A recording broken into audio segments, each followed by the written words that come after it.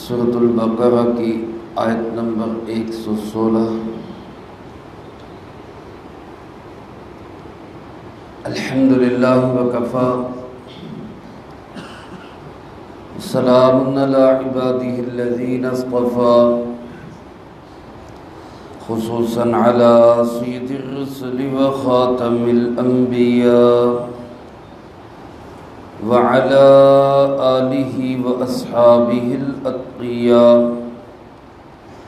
اما بعد فاعوذ باللہ من الشیطان الرجیم بسم اللہ الرحمن الرحیم وقالوا اتخذ اللہ ولدا سبحانہ بل له ما في السماوات والأرض كل له قانتون بديع السماوات والأرض وإذا قضى أمرا فإنما يقول له كن فيكون وقالوا اتخذ الله ولدا، اور ان لوگوں نے یہ کہا اللہ نے اولاد بنا لی، سبحانہ وہ اس سے پاک ہے، بل لہ ما فی السماوات والارض بلکہ وہی مالک ہے ان سب چیزوں کا جو آسمانوں میں ہے اور جو زمین میں ہے، کل لہ قانتون سب کے سب اسی کے مطیع اور فرما بردار ہیں، بدیع السماوات والارض آسمان و زمین کو بغیر نمونے کے بنانے والا ہے، وَإِذَا قَضَى أَمْرًا اور جب وہ کسی کام کا فیصلہ کرتا ہے، فَإِنَّمَا يَقُولُ لَهُ كُن تو بلا شبہ وہ اس سے کہتا ہے کہ ہو جا، فیکون پس وہ ہو جاتا ہے۔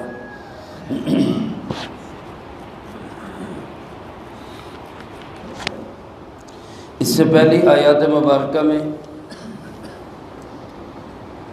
بنی اسرائیل کا، یہود و نصارہ کا اور ان کے ساتھ ساتھ مشرکین کا ایک ظلم یہ بیان ہوا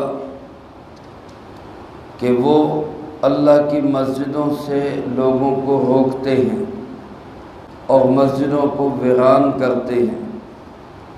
یہ بھی بہت بڑا ظلم ہے، اس لیے اس کے ساتھ الفاظ یوں آئے کہ اس سے بڑا ظالم کون ہوگا جو مسجدوں کو ویران کرے۔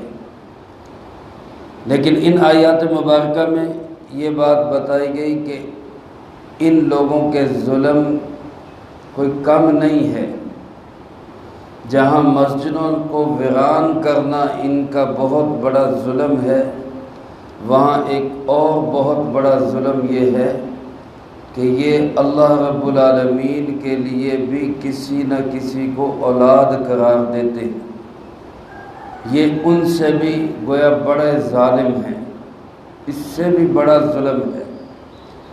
ایک حدیث پاک میں جو حدیث قدسی ہے، یعنی اللہ رب العالمین خود ارشاد فرماتے ہیں کہ ابن آدم نے مجھے جھٹلایا، کذبنی ابن آدم، ابن آدم نے مجھے جھٹلایا، حالانکہ اس کو مجھے جھٹلانا نہیں چاہیے تھا، اور ابن آدم نے مجھے گالی دی، شتمنی ابن آدم، ابن آدم نے یعنی انسان نے مجھے گالی دی، حالانکہ اس کو چاہیے نہیں تھا کہ یہ مجھے گالی دیتا۔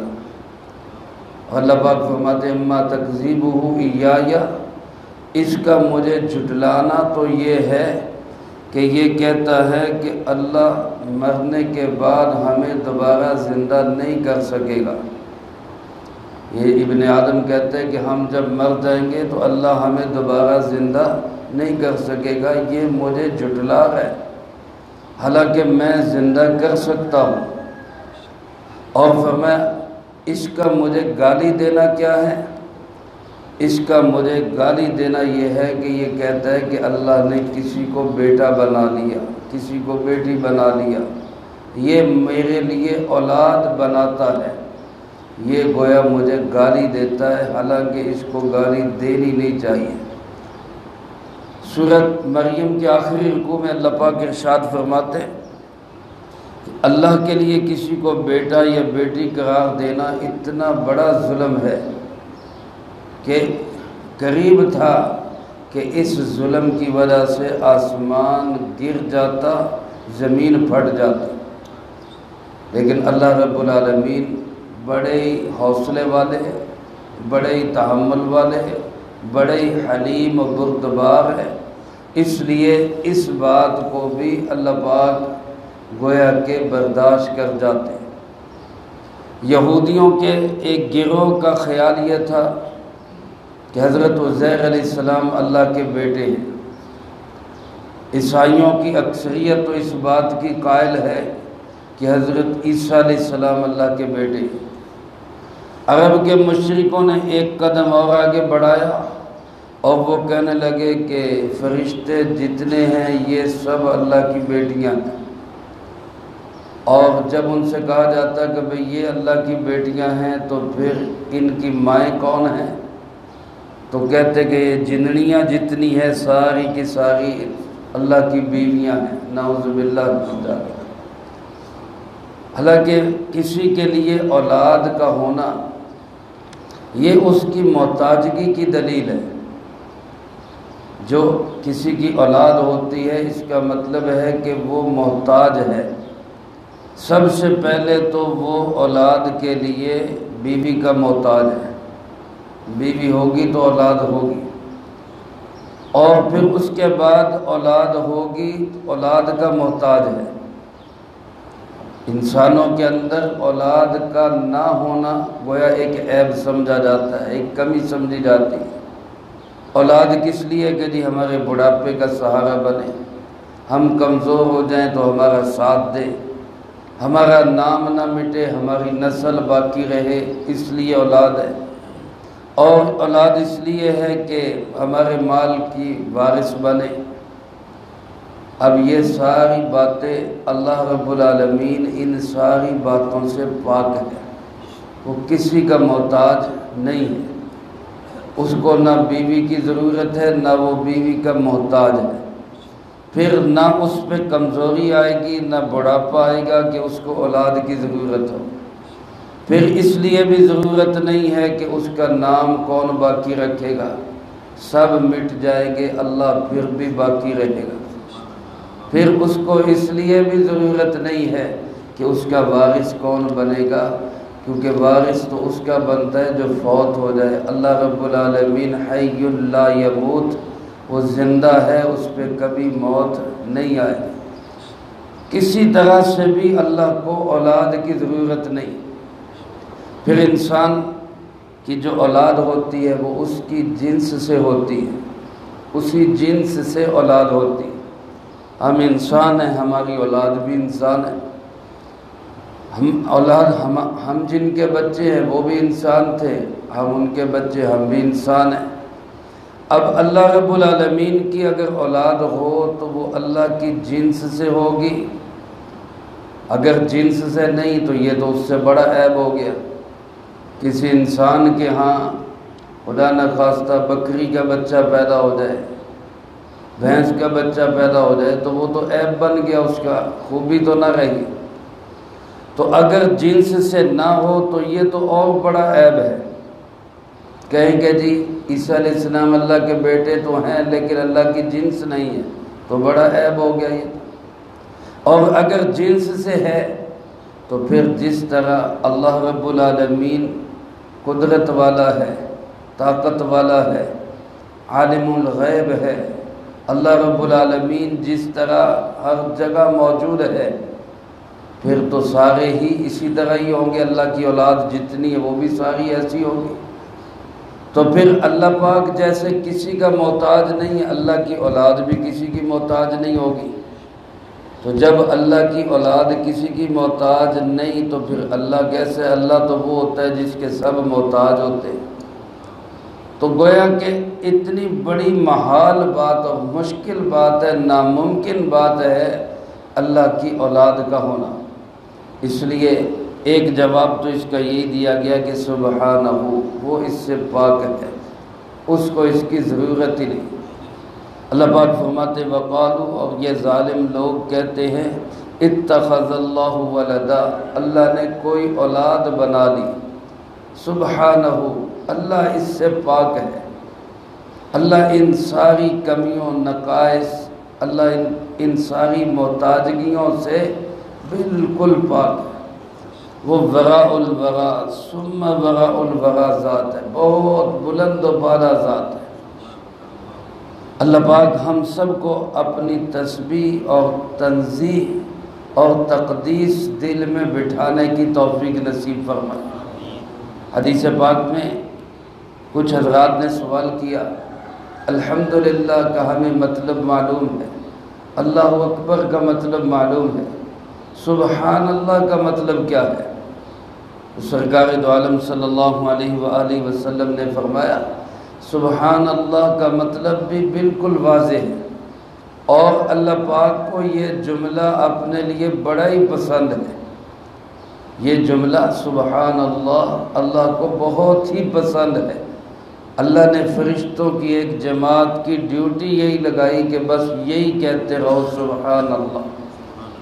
تو سبحان اللہ کا مطلب بتایا کیا کہ سبحان اللہ، اللہ ہر عیب، نقص، کمی اور کجی سے بالکل پاک ہے۔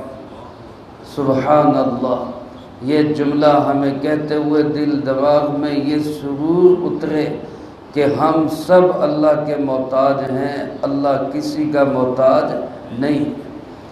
ساری انسانیت، پوری کائنات بشمول اولیاء اللہ، بزرگان دین، صحابہ اکرام اور انبیاء علیہ السلام، امام الانبیاء، سید الانبیاء، خاتم الانبیاء جناب محمد مصطفیٰ صلی اللہ علیہ وسلم، سب اللہ کے محتاج ہیں اور اللہ کسی کا محتاج نہیں ہے۔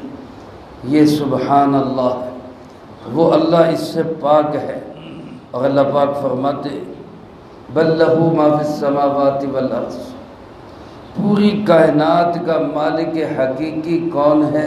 اللہ، لہو، اسی کا ہے جو کچھ آسمانوں میں ہے اور جو زمین میں ہے۔ لام عربی زبان میں ملکیت کے لیے آتا ہے، لہو، اور عربی گرامر کے لحاظ سے عبارت ہونی چاہیے تھی ما فی السماوات والارض لہو، یہ بعد میں آتا ہے، لیکن یہاں پر فرمایا بل لہو ما فی السماوات والارض، اسی کا ہے۔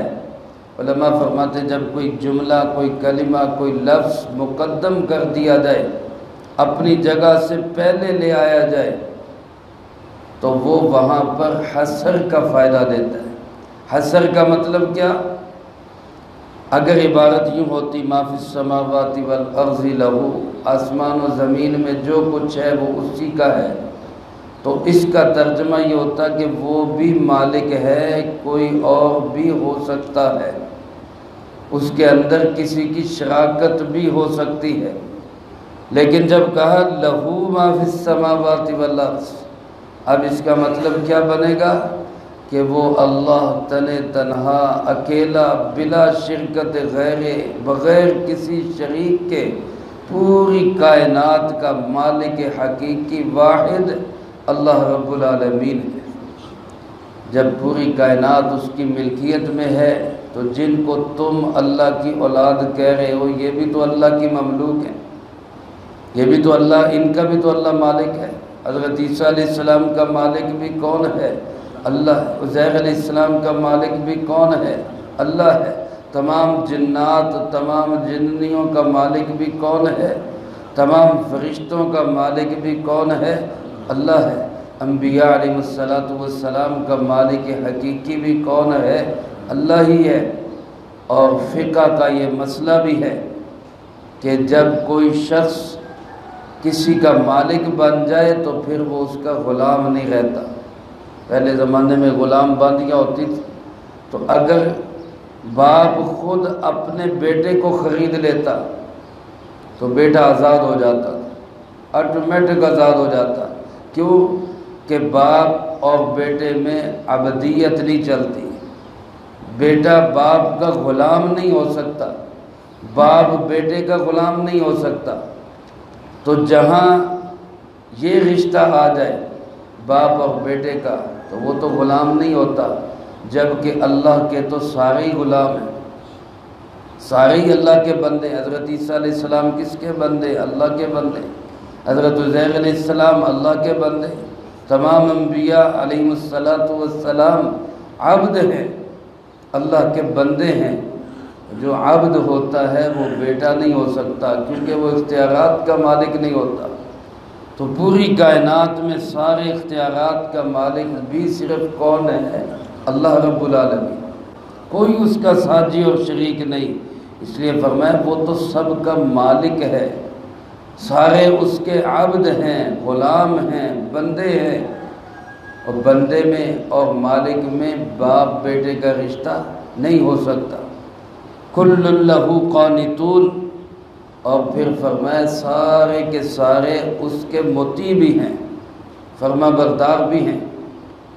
آپ میں سب اولاد والے ہیں، ہم جانتے ہیں کہ بعض جگہ پہ ہماری اولاد ہمارے سامنے اکڑ جاتی، ایسا ہو جاتا ہے یا نہیں ہو جاتا؟ کوئی بات ہم اولاد کو کہتے ہیں، اولاد کہتی نہیں ابا جی اس طرح نہیں کرنا، اس طرح کرنا ہے۔ تو یہ تو اولاد جو ہے یہ تو باپ کے سامنے بعض اوقات اکڑ جاتی ہے، مقابلے میں آ جاتی ہے۔ مقابلے میں نہ بھی آئے، مطیع و فرما بردار بچہ بھی بعض اوقات اللہ اپنے باپ کی نافرمانی کر جاتا ہے، جبکہ اللہ رب العالمین کی نافرمانی تو کوئی بھی ان مقدس ہستیوں میں سے کوئی کر ہی نہیں سکتا۔ حضرت عیسیٰ علیہ السلام اللہ کے مطیع و فرما بردار ہیں، حضرت عزیر علیہ السلام اللہ کے مطیع و فرما بردار ہیں۔ اگر یہ اللہ کے بیٹے ہوتے تو کسی جگہ تو اللہ سے چلو لاڈ ہی کر لیتے، کسی جگہ اللہ پاک سے کوئی نخرے ہی کر لیتے، جبکہ ان کے اندر اتنی ہمت نہیں، سب اللہ کے سامنے مطیع و فرما بردار ہیں۔ خلاصہ وہی ہے کہ اولاد ہے تو پھر اولاد میں بھی وہ اللہ رب العالمین والی صفات ہے یا نہیں ہے؟ اگر نہیں ہے تو پھر اولاد نہیں، اگر صفات ہیں تو پھر اللہ نہیں، الوہیت ختم ہو جاتی۔ اس لیے کسی کو اللہ کا بیٹا بیٹی قرار دینا یہ انتہائی احمقانہ خیال ہے اور انتہائی ظلم ہے۔ اللہ پاک فرماتے کائنات کا وہ مالک حقیقی ایسا ہے کہ بدیع السماوات والارض، اسی نے آسمان و زمین کو ابتدا سے پیدا کیا۔ بدیع اس ذات کو کہتے ہیں جو کسی چیز کو بغیر نمونے کے بنائے۔ ایک ہے کسی کو دیکھ کر، نقشے کو دیکھ کر آگے اس کا ڈیزائن کرنا۔ آسمان و زمین کچھ نہیں تھا، سب سے پہلے بغیر نمونے کے اس کو بنانے والا کون ہے؟ اللہ رب العالمین، بدیع السماوات والارض۔ اور فرمایا وہ تو اتنی پاورفل ذات ہے، اتنا قوت اور طاقت والا ہے۔ اذا قضا امرا، جب وہ کسی معاملے کا فیصلہ کر لیتا ہے کہ یہ کام کرنا ہے تو پھر اس کام کے لیے اس کو بندے اکٹھے نہیں کرنے پڑتے، پھر اس کام کے لیے اس کو مٹیریل اکٹھا نہیں کرنا پڑتا، پھر اس کام کے لیے وہ کسی کا محتاج نہیں ہوتا۔ یار اب یہ کام کیسے کریں؟ بڑے سے بڑا بادشاہ بھی کسی کام کو کرنے کے لیے اس محکمے کے لوگوں کا محتاج ہے۔ کسی بہت بڑے بادشاہ نے سڑک ہی بنانی ہو تو وہ مزدوروں کا محتاج ہے، وہ مستریوں کا محتاج ہے، وہ ٹھیکیداروں کا محتاج ہے، وہ انجینئرز کا محتاج ہے، وہ مٹیریل اکٹھا کرنے کا محتاج ہے۔ اللہ وہ شہنشاہ ہے، اللہ وہ بادشاہوں کا بادشاہ ہے جو کوئی بھی کام کرنا چاہے تو وہ کسی چیز کا محتاج نہیں۔ انما یقول لہ کن، بس اس نے یہ کہنا ہے کہ ہو جا، فیکون، تو وہ کام ہو جاتا ہے۔